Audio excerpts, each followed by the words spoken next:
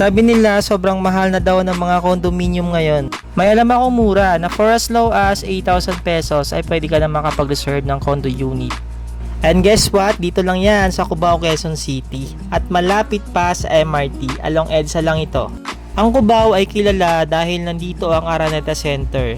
At nandito rin ang mga bus terminal na papuntang probinsya saan man sa Pilipinas.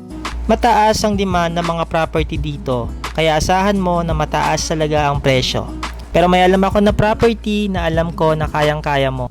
Kung ikaw ay locally employed, OFW, or negosyante, ay pwedeng-pwede ka dito. Dahil nga 8990 ang developer nito ay tiyak na garantisado at mababa ang presyo. Dahil number 1 nga ito sa mass housing, sobrang dami na nga ng project na natapos nila sa Luzon, Visayas, Mindanao at dito sa Metro Manila. Kung ikaw ay naghahanap ng pang personal o pang rental business ay swak na swak nga ito dahil sa location. Kaya kung interested ka, i-message mo na ako at ipapakita ko sa iyo yung mga condo unit na available dito sa Cubao, Quezon City. Ito nga ang ating studio type na 12 square meter na saktong-sakto sa solo or couple.